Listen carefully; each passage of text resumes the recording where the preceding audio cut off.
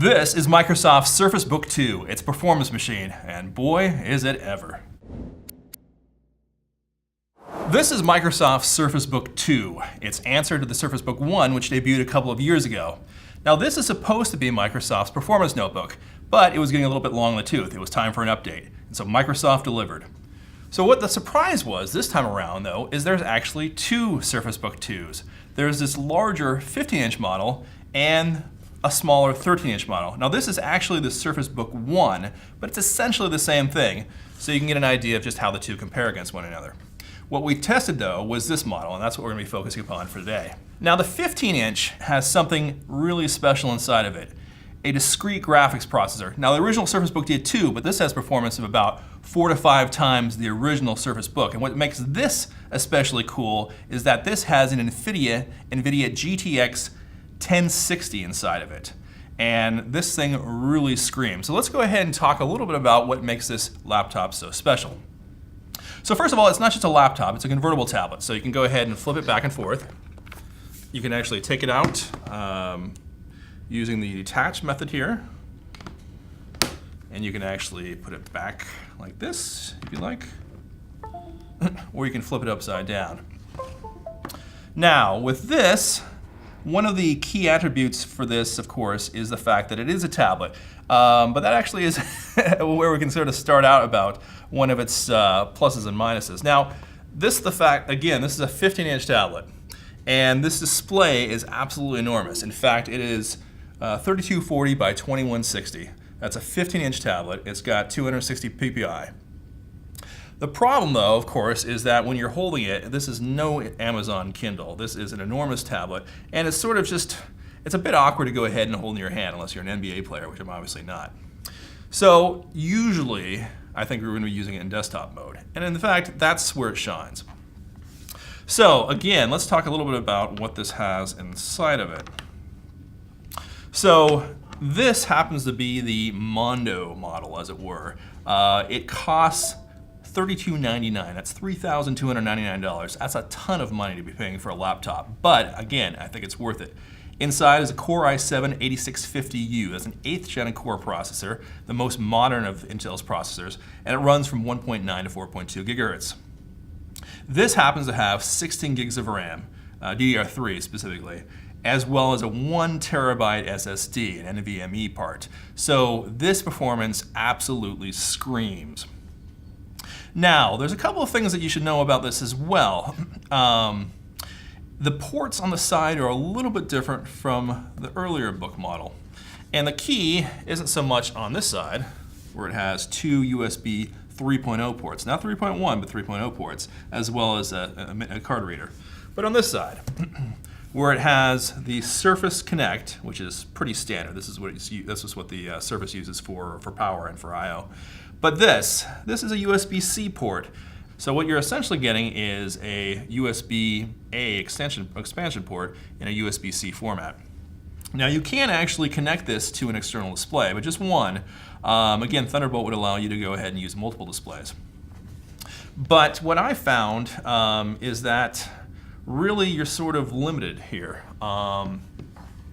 Because, and this gets a little bit confusing, so stick with me for a little bit. So USB-C, of course, allows you to connect to an external display, and it should allow you to draw power. It doesn't. I've tried connecting this to an external battery charger, as well as an external charger, and it doesn't actually power the laptop.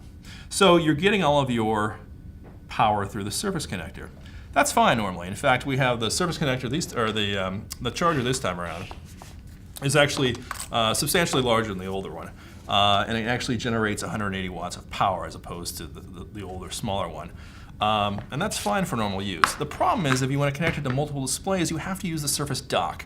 And the Surface Dock doesn't generate enough power for this under load. So to give you an example, I was trying this last night, playing a few 3D games, and in fact what happened was, even though the connector with the laptop was connected to the Surface Dock, is that the power steadily decreased. By the time I was done playing for about an hour and a half, it was down to 60% charge. So that's a big drawback.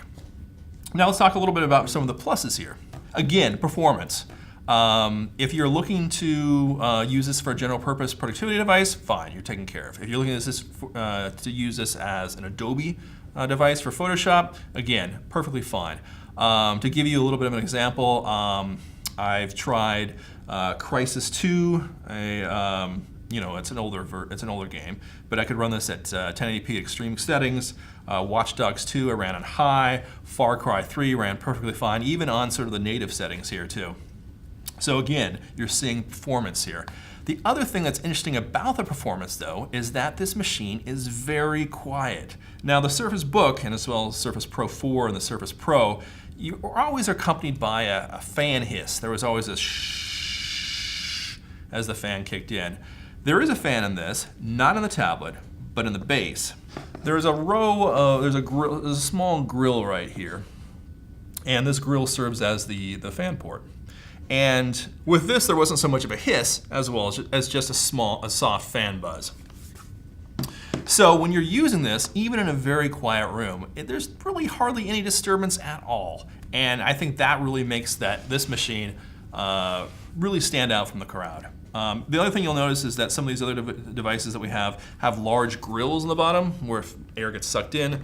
This again just has the one fan grill, and it really does an excellent job in keeping the device cool and quiet. Now the other thing I really like about the Surface Book 2 is the batteries. Now there are batteries both in the clipboard, or the tablet portion, as well as the base, and these things just keep on going. So we test using a video rundown test where we go ahead and loop a 4K video over and over until the battery basically expires. Now normally we've talked about all-day battery life in the context of 6, 8, maybe 10 hours.